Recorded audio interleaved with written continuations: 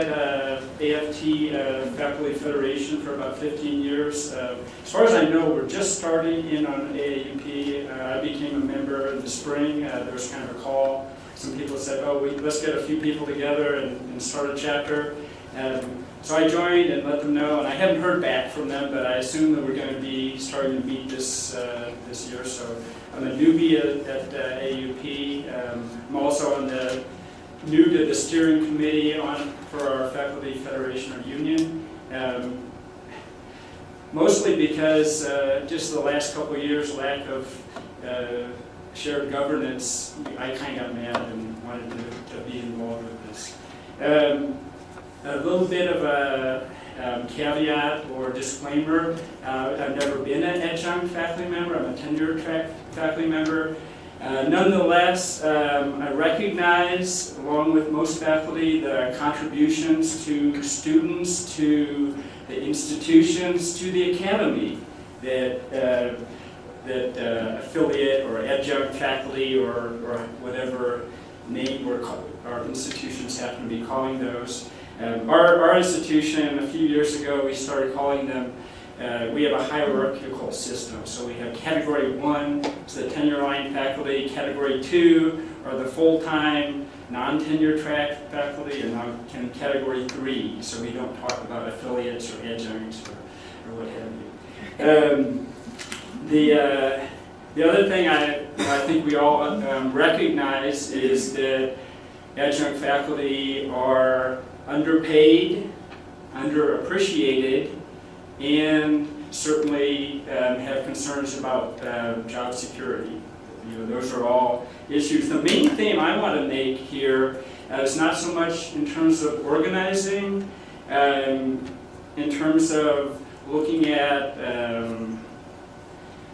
job security, salary, those kinds of issues. I want to take a look kind of at a perspective from the departmental level and seeing what we can do as faculty, especially the tenure line faculty, in terms of walking the walk, in terms of shared governance at the departmental level. What kinds of things can we do to really ensure that we're getting the most value from those affiliate adjunct faculty? And really, my experience is, I'll say a little bit about what some of my experiences are, the more of that you do, the more ownership that people have in an enterprise, the more you get out of them. And I'm not saying that necessarily from the perspective of kind of an administrative perspective. I've been on the dark side I was part-time administrator for 6 years as a program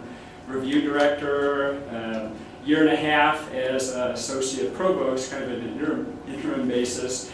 But in some cases, looking out for the health of our program, we really want the most out of those, the faculty that are helping us, and we want them to get the most enjoyment and most fulfillment out of doing that. And I think that maybe it goes without saying, or that seems obvious, but this isn't always the case. I think too often we have our Category 1 faculty really do see themselves as a privileged class, and so they get the first choice of which courses they're going to take, what schedules they're going to have, all of these things. The lowly Category 3 maybe don't have the background to really chime in on curricular decisions, those kinds of things. And I think we really think about shared governance, really looking at incorporating and including all of those people in terms of decision making.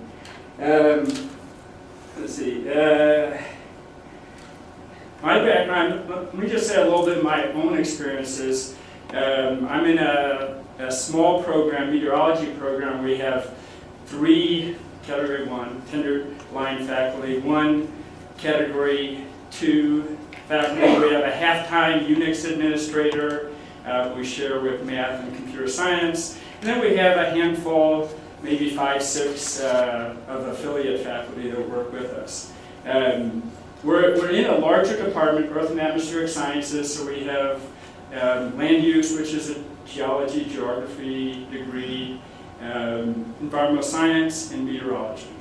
In a sense, kind of taken on the role of program head, and in some cases, taking on some of the role of the management function of the department chair, and in return, really have had a lot of control over dealings with affiliate faculty, hiring affiliate faculty, making sure that the affiliate faculty are getting the resources, the support they need, and really have found that my program and other like-minded departments have kept those great faculty members longer, gotten more out of them, really lots of benefits, and I think those faculty also are happy to be working with us. Just a few things that I've kind of worked with, kind of taken control of doing the scheduling. So, what is the scheduling? What courses? Kind of looking at, what's the preference of those faculty members? We doesn't necessarily make sense that, okay, let's first see all the tenure track faculty and make sure they have exactly the right schedule they want. I think we're there, in some cases 9 to 5, we can work a little bit better schedule than in some cases some affiliate faculty can. We worked hard in the department to get resources at least to pay for some conference fees. We can't necessarily get the resources to pay for whole trips, but at least local conferences or some support for conferences, those kinds of things. Let's see some other things. I think just asking their advice on curriculum, pedagogical issues, really we get more by getting more opinions, more advice. We've really looked at things and gone some directions we wouldn't have if we hadn't really reached out, really looked at those things. Another thing is just mentoring. We have different types of adjunct faculty. We have some adjunct faculty who have full-time jobs in other areas, and that's probably the majority of our faculty. They may not have that much teaching experience. So as they come in, we really give them the resources, give them some tips, give them some ideas on how to succeed, how to really build, and we've really gotten a lot out of this in terms of outside partnerships, getting internships for our students, really in a sense, getting mentors for our students, access to different networks. So in a sense, doing some of the small things can really help. Just kind of have a conscious effort, really looking at this in terms of inclusion. We found that that's really helpful. I think at a larger level, I think our faculty senate now has representation with affiliate faculty. We have affiliate faculty, part-time faculty who are part of our teacher union. They're paying a prorated amount of dues and those kinds of things. So we're working at that at the larger level. There are certain things we don't have a whole lot of control, but nonetheless, I think there are a lot of things at the departmental level and culture in the department that I think we can do a lot.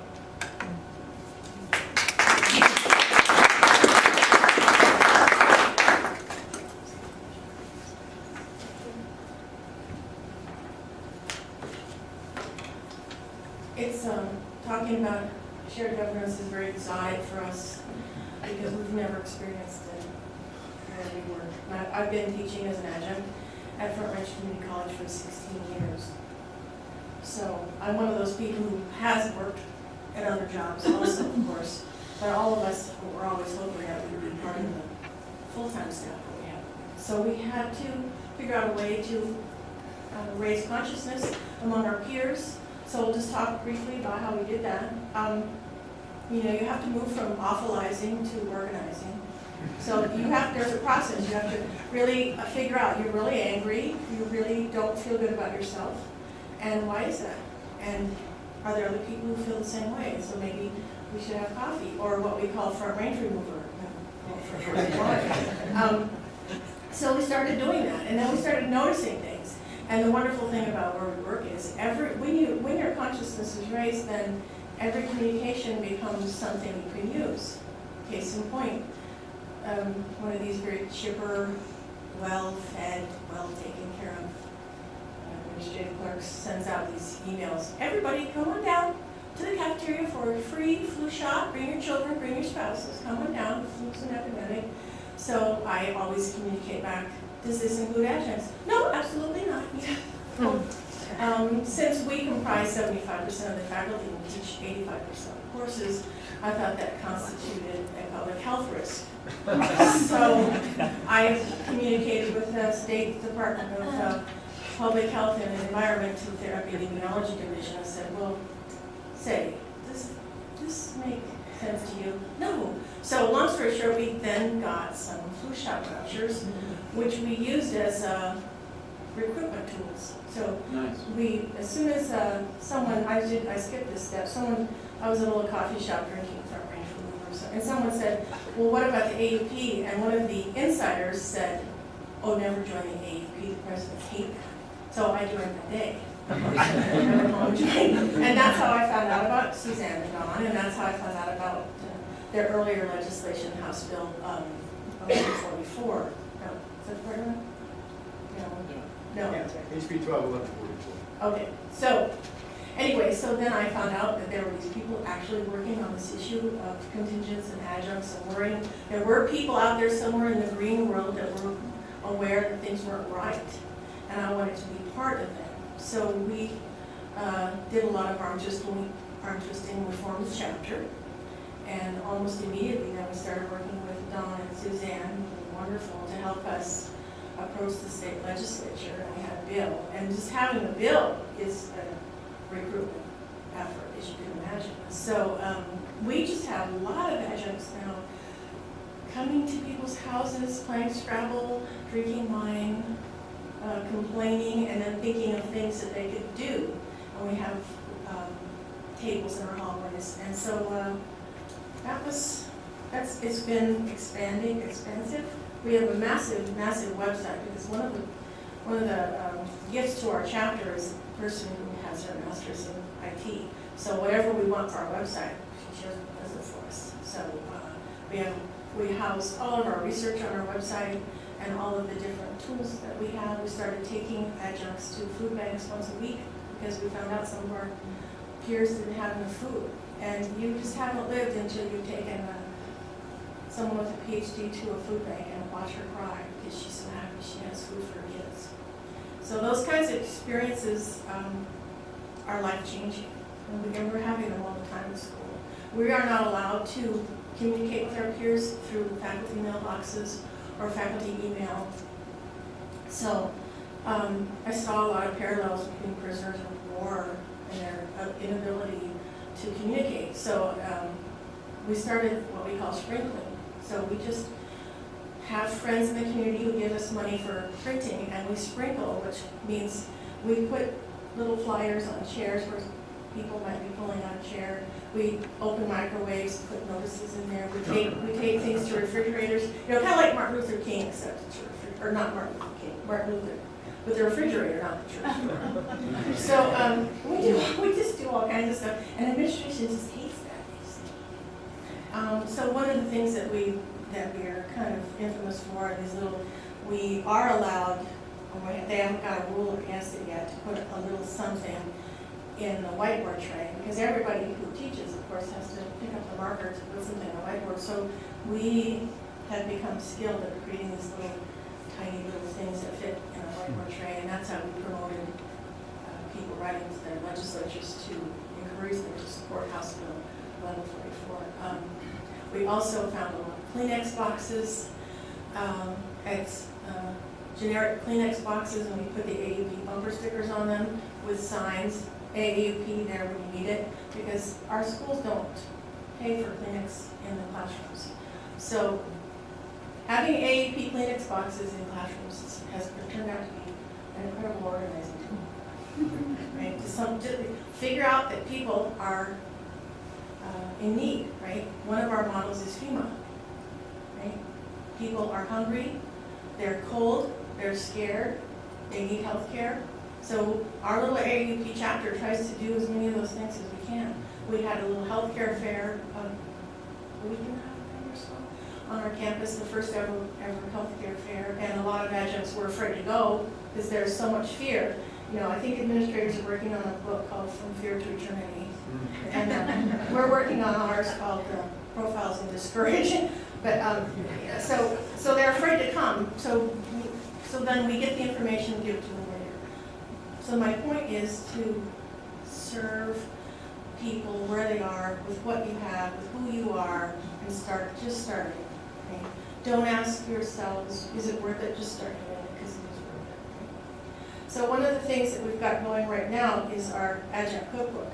You know, AAUP sent me to the Summer Institute last summer, and I drank all the Kool-Aid we served.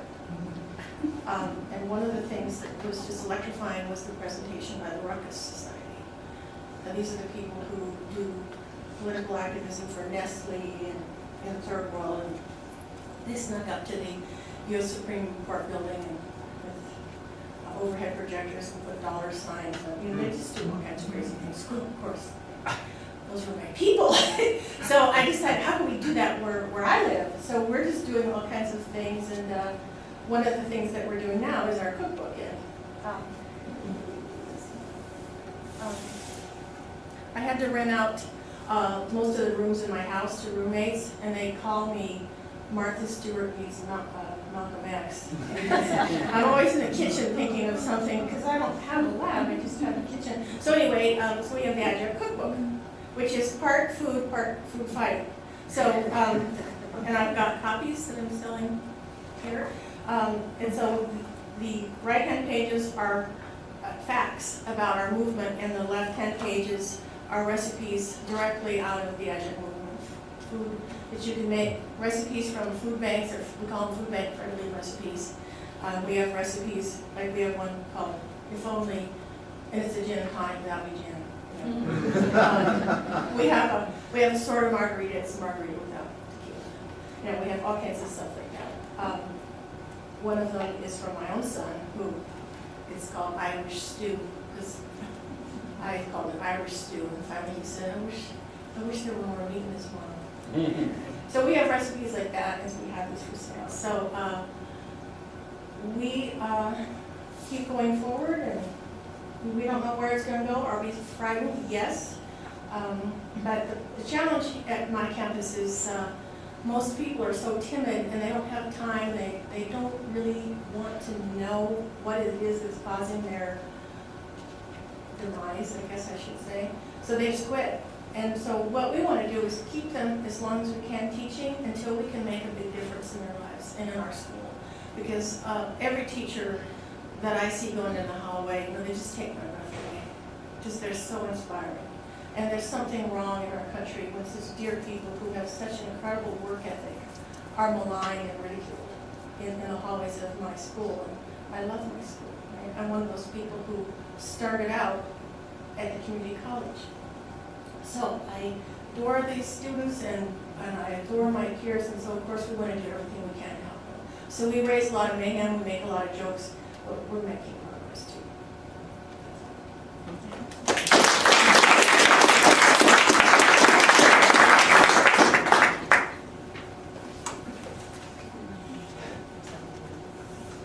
Where did those cookbooks end up? I have them back there. Oh, they're back there, okay. That's Sure, Chamber's Commerce Division or something. Yes, about those cookbooks. Yeah, Caprice is a little bit shy about promoting, but I want to tell you that the printing of, she's out of pocket for the printing of those. And they are for sale, and they cost $3.50 each if you're faculty, $35 if you're an administrator. $100 for Yeah. We thought it's a sliding scale. We figure adjuncts make about 10% of what an administrator makes. Let's see. Caprice just made me want to say some more things about her and about what she's done before I launch my own campaign here. one of my favorite things she thought of, she's got a fertile mind, I'll tell you this, for public relations gimmicks. And she put some cracker boxes in the adjunct faculty rooms, you know, with an AAUP sticker on, and then it says, and a sign in front that says crunch time. So she does this, you know, because they're hungry. She knows they want food, so it's crackers plus, you know, a reminder of the AAUP plus, you know, a little joke about it's final exam time. And you should see these tables that she sets up for example, Campus Equity Week. Oh my gosh. She's got coffee, she's got homemade muffins, she's got little candies with little AAUP wrappers on them. Oh gosh, I can't even, she's got little paper flowers that are, she calls AAU poppies. It's just a thing to behold, these setups that she has for these Campus Equity Week, and just, you know, just for any kind of occasion that you can think of to set up an AAUP table. It's an inspiration, it really is, to see somebody who is willing to put this much imagination and thought and intelligence into a campaign. But what I wanted to talk about is about, I want to talk probably, at least for a little while, directly to non-tenure track faculty and who you're in here. And here's my advice, starting with small and moving to larger and then to slightly larger. First of all, on a much more individual basis, I want to advise you to know your rights, because if you know your rights, you go a long way toward ending these inequities that happen to non-tenure track people. I, for example, discovered, I was just really mad, this was before I joined the AAUP, I was just really, really mad at my director, and so I needed to know something specific, and in going through Freedom of Information Act, consulting CU's attorneys who don't really work for faculty, they work for the administration, as you know, but I contacted them anyhow to see if I could get some free legal advice, researching sunshine laws, and finally went to the laws of the regions. Reading the laws of the regions at CU, I found out I'm a member of the faculty, which I did not know. I've always believed that, you know, the writing program director makes the decisions, I, you know, follow orders, or I don't have a job, and that's how it is, and it's rightly so. But when I found out that instructors, which is what I am, are members of the faculty, I said, well, what do I get for that? And then I started reading, you know, the rights of faculty, the rights and responsibilities of faculty, and it turns out I had a lot more rights than I ever knew I had before. And then I started insisting that people start observing my rights. And at first there was a lot of resistance, but not for long, pretty soon. And I asked the dean for verification. And he said, well, yeah. I said, yeah, you're right. You do, you have all these rights. And so I started exercising them. And it turns out that they can't fire me. At CU, I'm not saying this about Front Range because you don't have any such rights, but find out what you got. You might have more than you think in terms of rights. And also, look to the AAUP documents for guidance. Even if you don't have rights in your institution or at your own campus, you might find out that the AAUP says you do have some rights.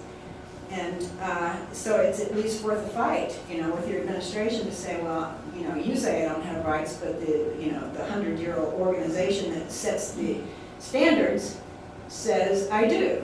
And so I'm exercising them on that basis.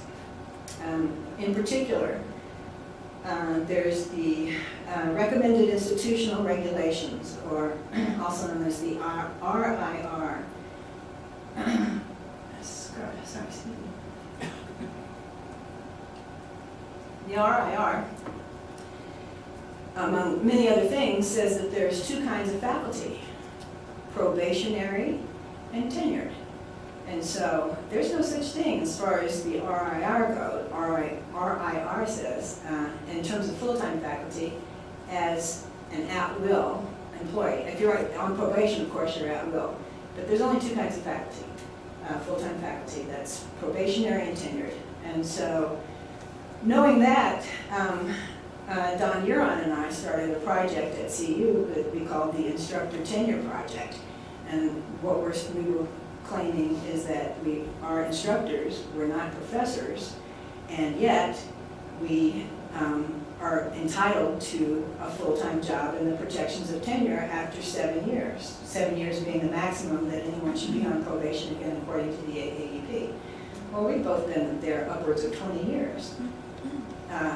And so, you know, we thought it's time somebody recognized that we should have a full-time job here.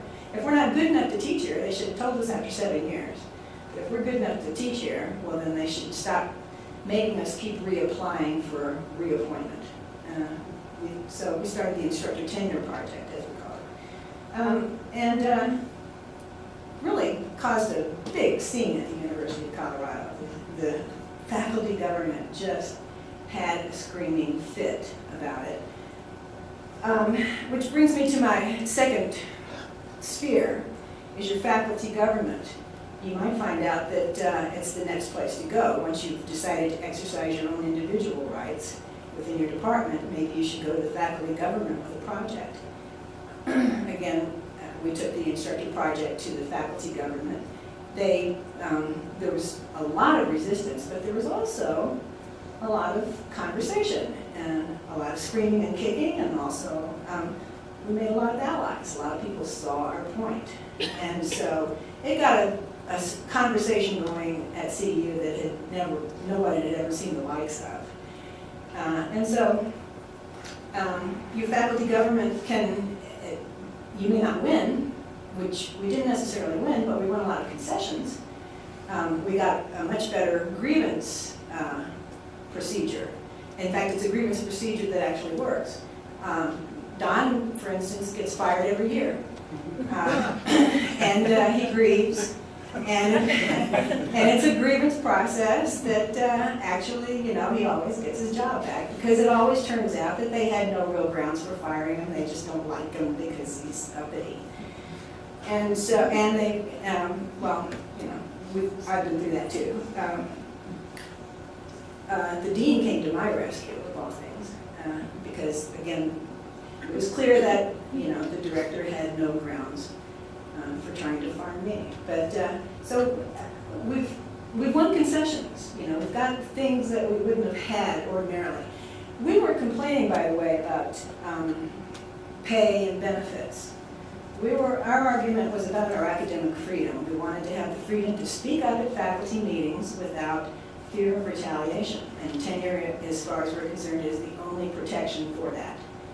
And so if you've got 65% of the faculty not able to speak freely at a faculty meeting, it's a travesty. It's a whole mission of higher education has been abandoned when that's the case. Okay, and thirdly, I think I want to talk about legislation. So I'm going from individual faculty government to, you know, to state government.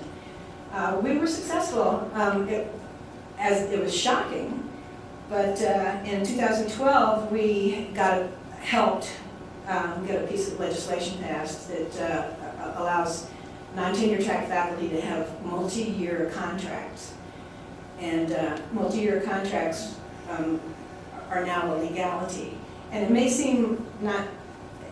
not seem at first to be as monumental a piece of legislation as it was, but it actually, state law said that there are only two kinds of faculty, at will and tenured. It was one or the other. And that's why we insisted that instructors had to have tenure. We could no longer tolerate being at will, for all the reasons I've already said. The multi-year contract, though, disrupts that logic and says that now there are three kinds of faculty. You can be at will. You might have a contract, and this is a real contract, a contract that, you know, has teeth on both sides, and or tenure.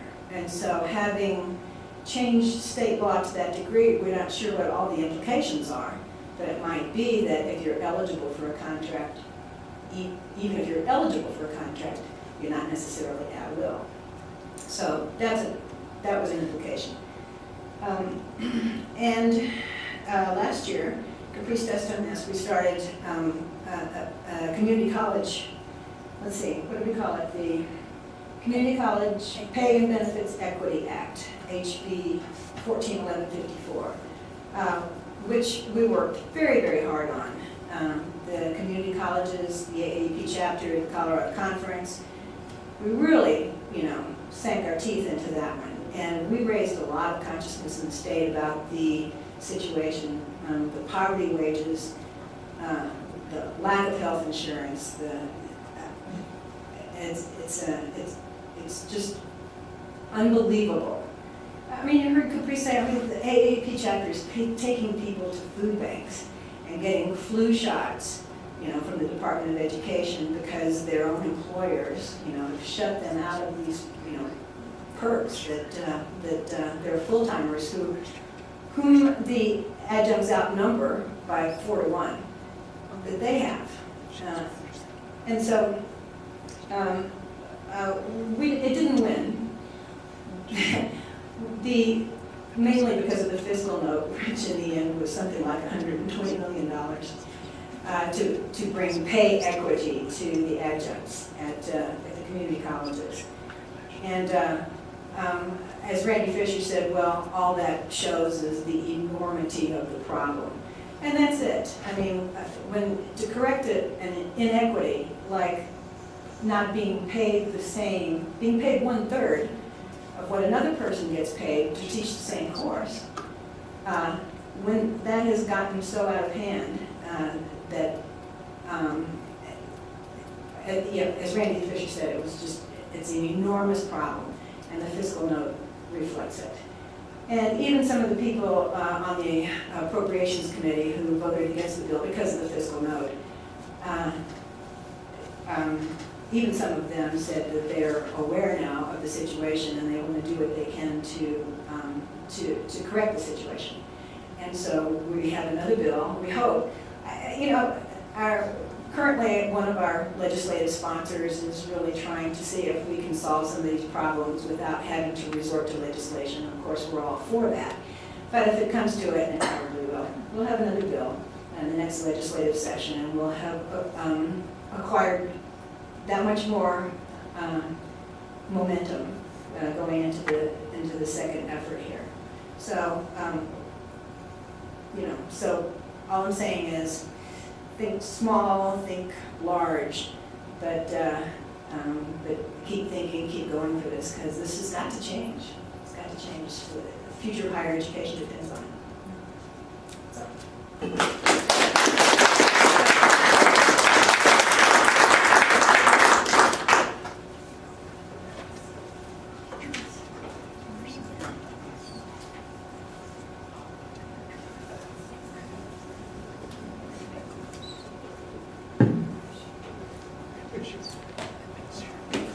Hello again.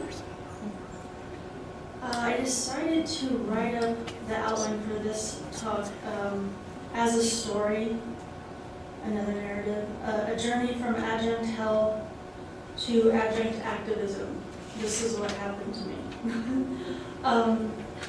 My first adjunct job was in 2011, and it was at the campus that I graduated from in 2003 with my BA in political science.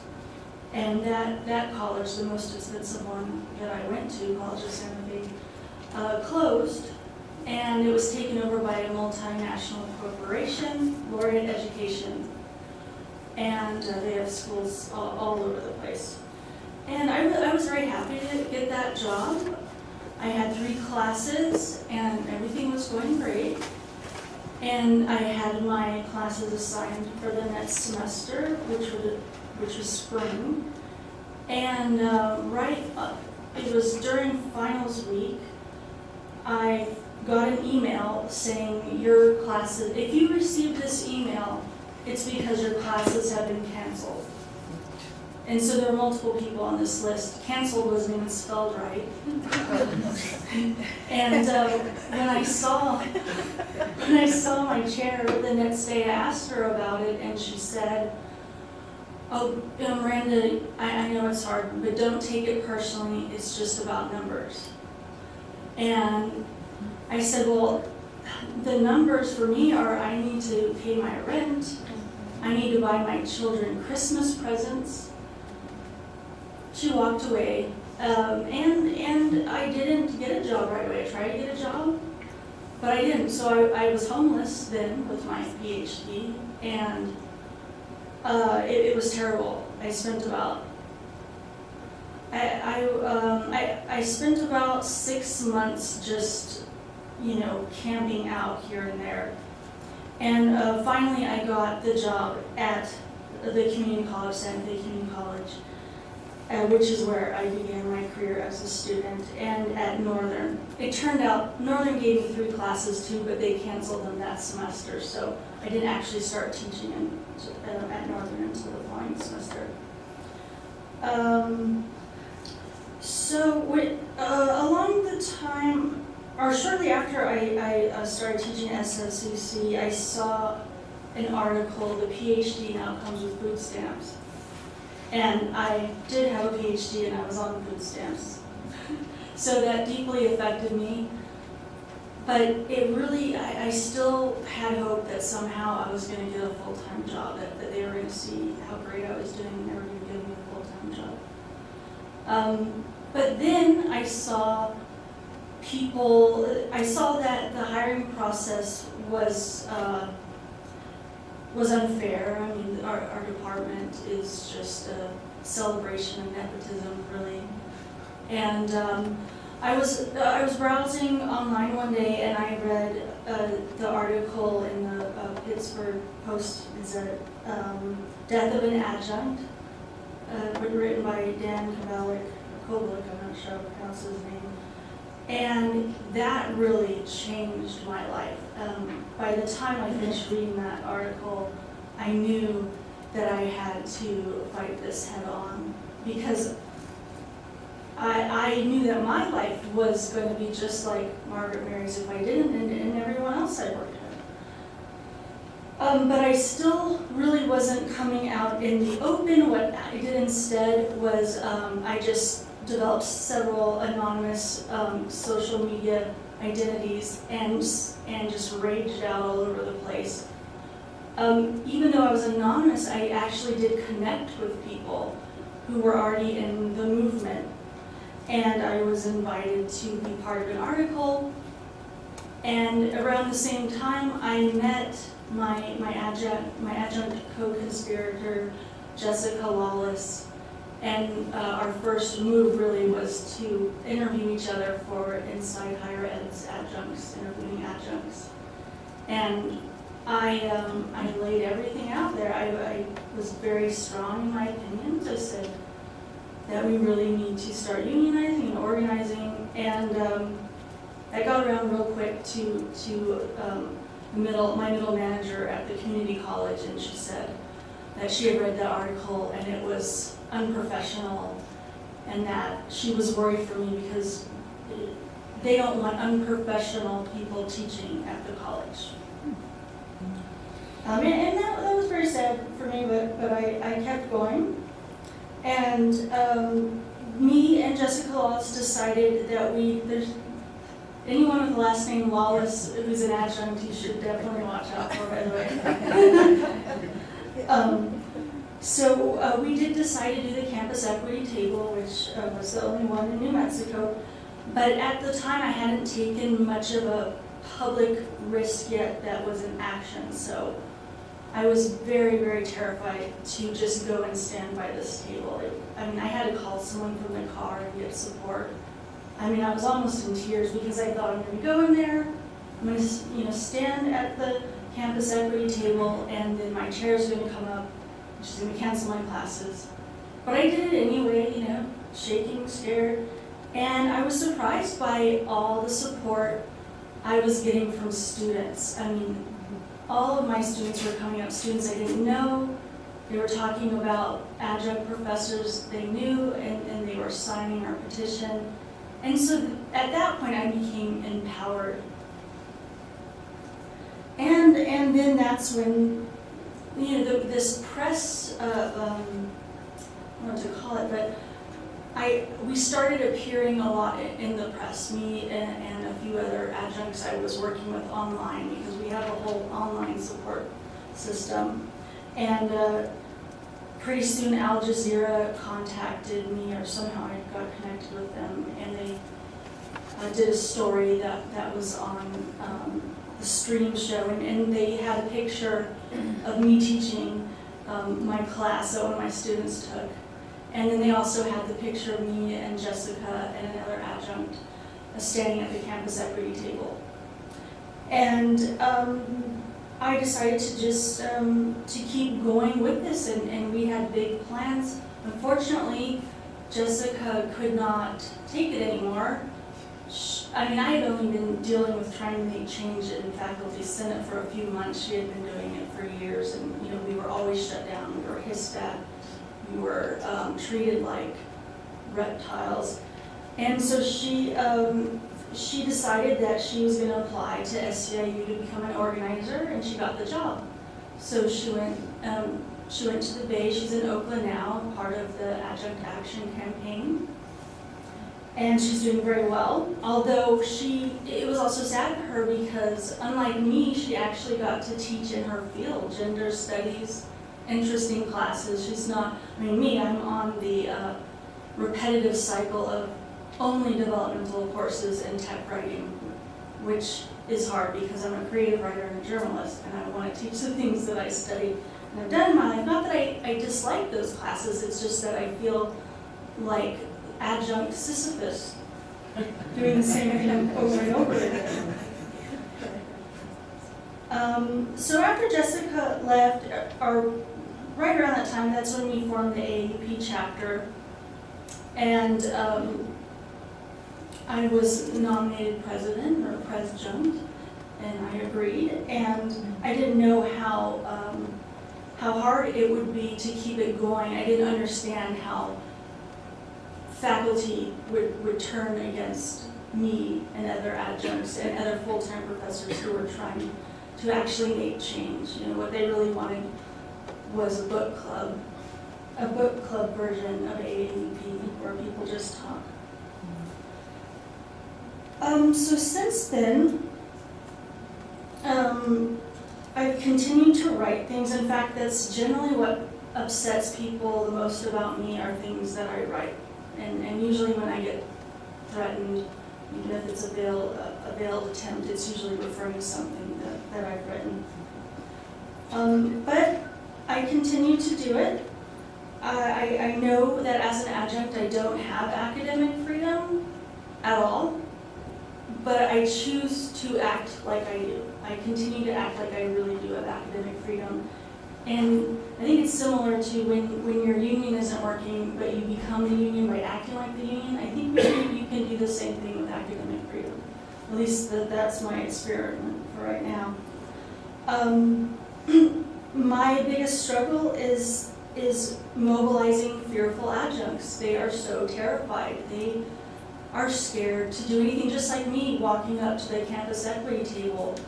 For them, getting an email from the chapter is enough to scare them. So I have to blind copy those emails to protect them. And I'm hoping that soon I will figure out how to make our chapter more of a movement, and one where it's not just me who is the target. I really wish that I could get all the adjuncts, 350 of us, to just walk out one day, but I don't know if that will happen. But it's amazing, it's still obvious that would be very effective, but as of now, they're not into it. And I guess what is most upsetting to me at this point is my the loss of love for teaching that I once had. I still enjoy a lot of the student interaction, but I really need to transform my professional role so that I'm able to keep going for the most part, and I hope that happens now that I have met so many wonderful people who are supportive. I have high hopes for the future. And thank you.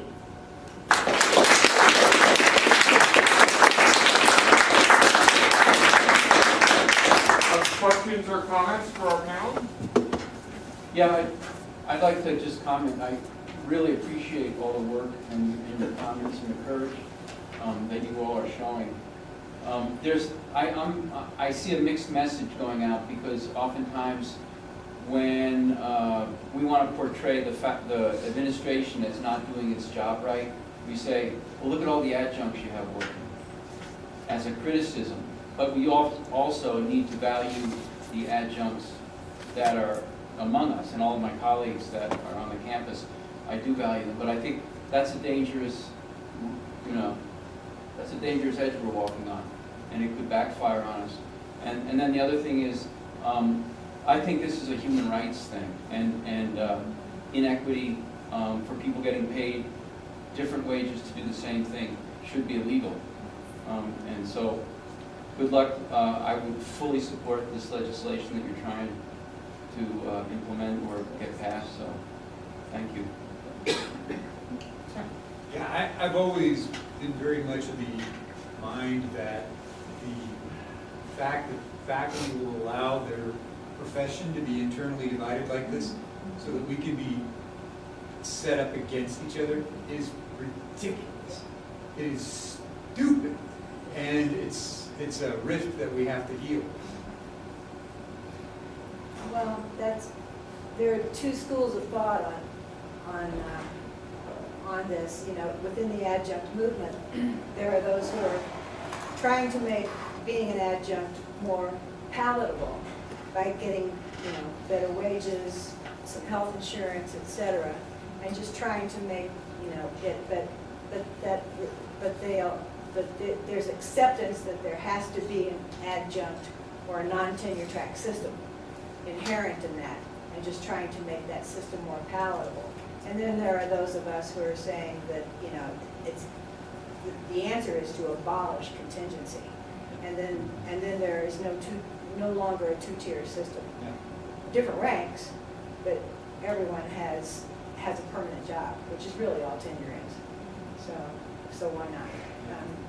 That's really my direction. At the community colleges in Colorado, they don't have a tenure system, but so we'll call it regularization. Everybody should be eligible. Everybody should be a member of the faculty according to seniority or a merit system. Everyone should have access to full-time work, so it's either tenure or regularization if you don't have a tenure system. But that's where I am. That the answer is to abolish contingency. Then there won't be that pitting of one kind of faculty against another. Yeah, so, I've approached a lot of tenure track people at CSU, and not enough of them are pissed off at the moment. But I would be willing to bet there are a lot of adjunct people who are pissed off, and I wasn't aware of it. I haven't talked with them about their working conditions. And I wonder if you guys have generated some literature like this idea, tenure for adjunct people. That sounds like a contagious idea that could, raise a big ruckus all of a sudden. And I wonder how we could maybe import that. We're right next door. Mm-hmm. Yeah, your president, Tony Frank, it's been a year now since he said he was going to work to increase the wages of the adjunct faculty, and the figure he said was, well, I'm hoping we can get $4,000 a course for them. Well, that was a year ago, and nothing's happened since then. So, it's a lot of people talk a good game. $40,000 a year, is what he said. Yeah, $40,000 a year is a. oh, that's is a right, minimum. that's right. And I was We doing. need to hold his I- feet to the fire. Yeah. Yeah, but again, that's, you know, that's the avenue of trying to make adjunctness more palatable rather than just to abolish the whole idea altogether. Yeah, so it seems like one thing that sort of propelled this was a good message. You know, this idea of tenure for adjunct people, and then a lot of good organizing techniques, all these creative things that we heard about to win people over. So, you know, I'm wondering why it hasn't caught on, but it could. Everybody needs a Caprice in their neighbors and right. Miranda, you said you'd like all the faculty, the adjunct, one day to just walk out. I guess the fear would be they would just be fired the next day. And we, you know, so in my department, we have a lot of contingent faculty, and we hired every contingent faculty member within commuting distance to cover those courses. And if one of them said, I just don't like this job, I'm not coming back next year, we would have courses we can't cover. So if they all walked out, you know, we couldn't, my chair couldn't say to them, you know, okay, fine, we'll hire your replacements, because we just exhausted the rest of the reservoir of people. Is that true by and large? I mean, do you have, how much power? I don't think it would be possible to get scabs for 350 adjunct professors. But would there be 50? I mean, you know, because every There would individual. be about 70 left. I mean, and who's Yeah. going to teach those classes? Right, Administration. So the action en masse would perhaps be effective, but every individual would be worried they would Oh, be the only yes. ones who could replace. And that's the problem here, is how can, everyone knows that would be effective, but there's the fear, well, maybe I'll just go out and there will only be 12 people there. Right, But if we all walked out, right. It's convincing everybody that everybody will do it. Because I don't think Yeah. the adjuncts in my department are aware of this, but they all have, you know, we would not be able to function as a department if any individual one would stop coming. yeah, and on a national level too, we've been throwing around the idea back channel again of an adjunct general strike across the entire country. That would be a lot harder, That would but, be cool. you know, people have been, you know, considering that. Jonathan, it can't be done without the help of tenured faculty. So if you would really like to see your adjuncts take a sick out, you know, have the full-timer, have the tenured faculty do it too, in support, you know, and then they'll have the nerve to do it. But they're not gonna have the nerve to do it, you know, if they sense that there's any resistance on the part of their tenured colleagues. Tenured colleagues have to help, because, you know, it's too risky for adjuncts to do it by themselves. An injury to one is an injury to all. I was at a conference in Pittsburgh about a year and a half ago on contingent labor, and one of the things that is happening, at least on a lot on the East Coast, is that adjunct faculty are telling their students on the first day, I'm an adjunct faculty, this is what it means, this is what I get paid, and it's a very powerful way. Students they don't know the difference until you spell it out to them what the poverty wages mean for their teachers, and it's often a good strategy that people have found very effective. And then just maybe two other comments. The building strong organizations between contingent and people on the tenure track is absolutely essential, and we should all go out on strike yesterday, I think. And I think putting something in the syllabus too, a few schools or people are doing it, writing out your adjunct speech and having that as a supplement in your syllabus. It's the do not call me professor paragraph. Yes, Yeah, it's very emotional stuff. Well, and to get up to, this is kind of tangential to what you were saying, but in order to skirt the Affordable Care Act, our board, we're invisible, we've never met them.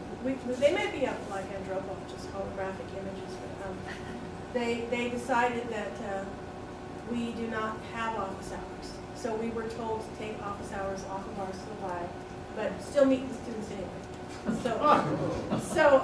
we're all telling the students that, take out your syllabus, take out a marker, cross out the word, and this is why. So you're starting to see that. That can't be legal. Well, there's a lot of stuff that isn't legal that goes on. No, it is. They adopted the IRS guidelines for counting weekly work hours, and they figured they can have people teach 4 3-hour courses and not go over the 30-hour-a-week threshold if they take those required office hours off their syllabus. And then they only come to 27 hours a week. And then they're told, but it's shabby pedagogy if you don't meet with students anyway. So. Yeah. I had a question. I had 2 questions. The first question is for the whole panel, and it has to do with this idea that, the way I understand the numbers, about 70% of faculty in the late 70s were tenured, and then we've slipped down a slope to where we're exactly the opposite at this point. At the same time, financial support from the state and federal government has taken a similar slide. And oftentimes administration uses this argument that, well, we can't necessarily pay adjunct faculty the same as full tenured faculty, because tenured faculty benefit from the fact that adjunct faculty are paid less. And so your purchasing power of your salary has increased since the 1970s. There's often the argument right here. And is there any, does that hold water? Or is this really administration trying to divide campus and get away from this idea of having conversations across tenured faculty and adjunct faculty? Because it seems, unfortunately, there's not much of that conversation. That's my first question.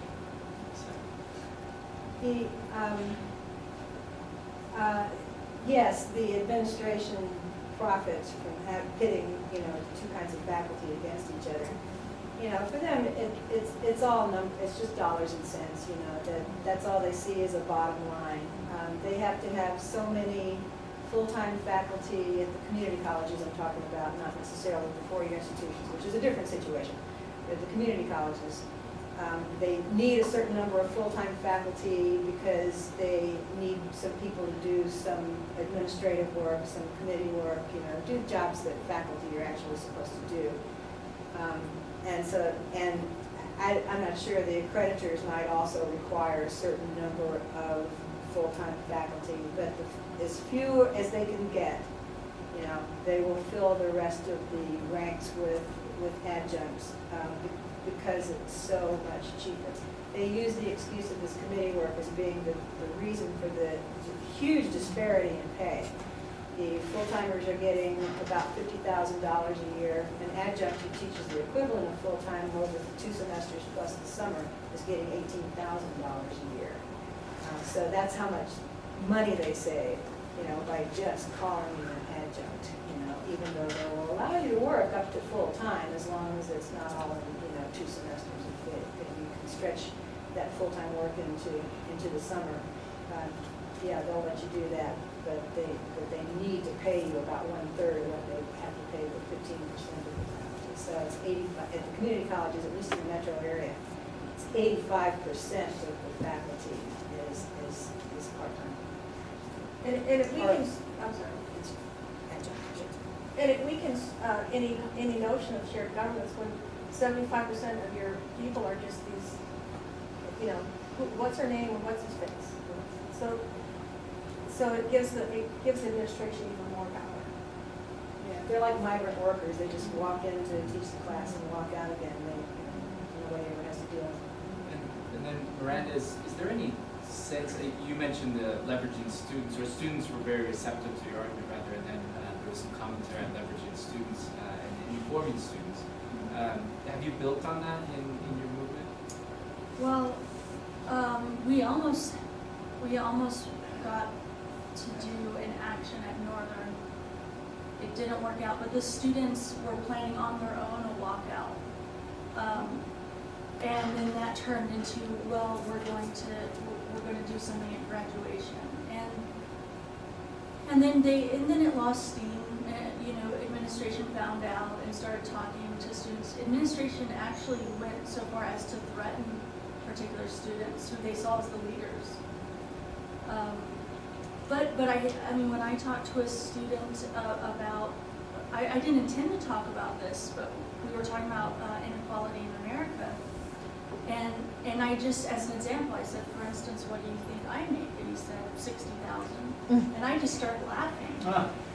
And I said, no, I don't even make minimum wage, and I get no benefits.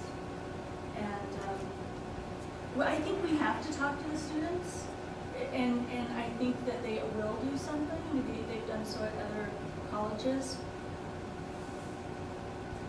It's all about solidarity.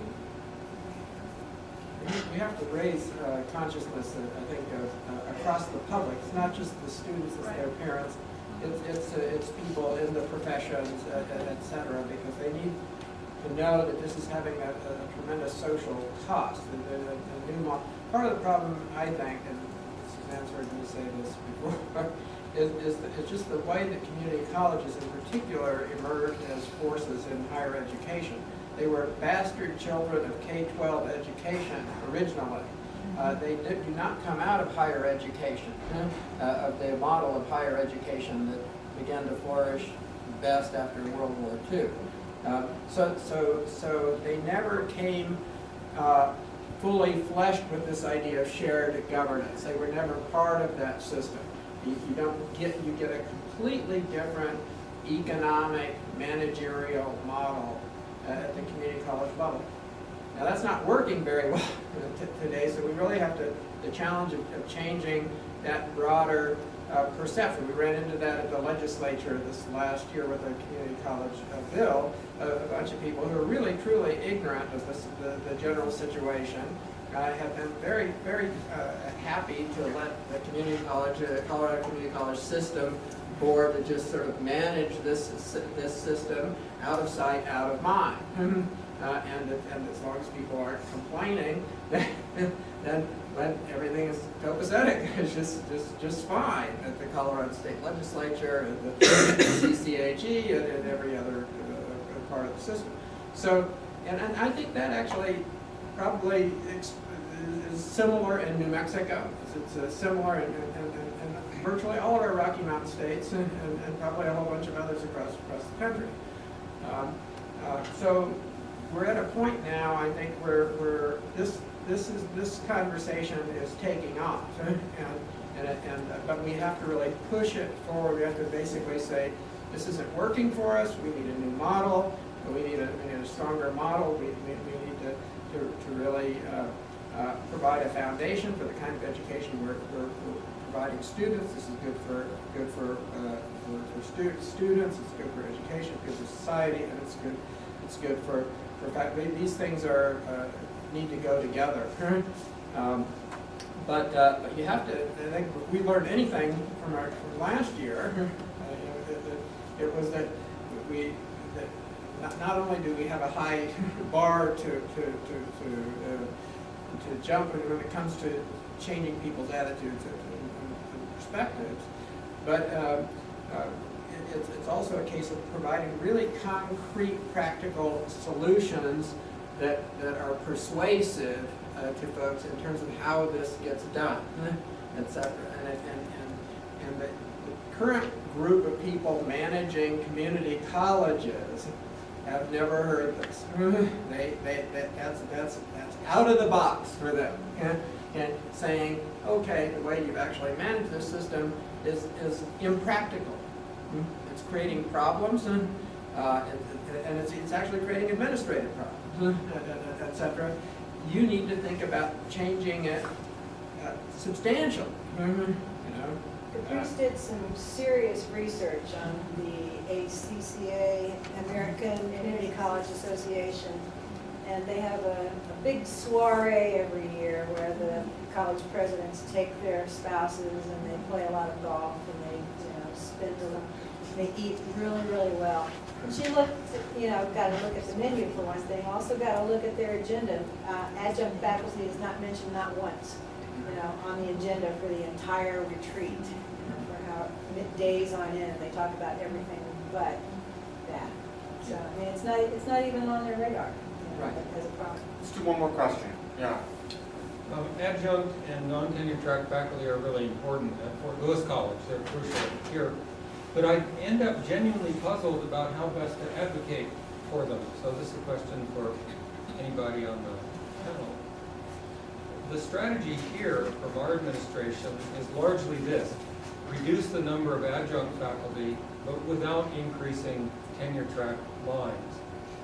So that doesn't seem to be to the advantage of people who do value their jobs here as adjuncts. Another prong of that approach is to give year-long contracts to some, and to term some of them senior lecturers. So give them a title that acknowledges their value to the college, and I think with a little bit of pay increase too.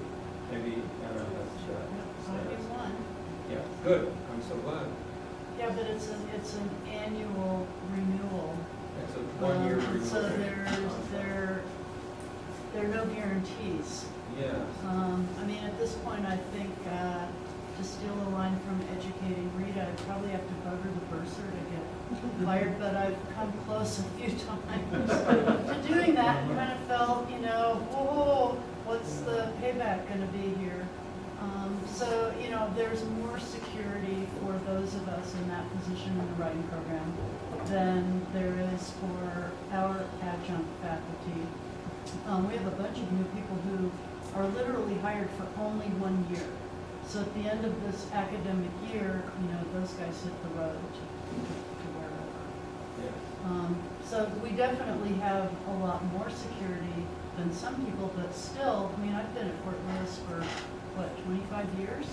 It would be really nice to have a 3-year contract, or, you know, something even longer than that. But thank you so much. But is that the direction to go? So I really am asking, thank you, what the best strategy is from your perspective. If it looks as though the more we ask for adjuncts, the greater motivation that administration has simply to reduce their numbers without increasing other kinds of faculty. I'm not sure how that translates into getting all the classes taught. Well, reducing the number of classes, that's another part of the strategy here to try to cut down the curriculum. Well, okay, well, I do have a suggestion.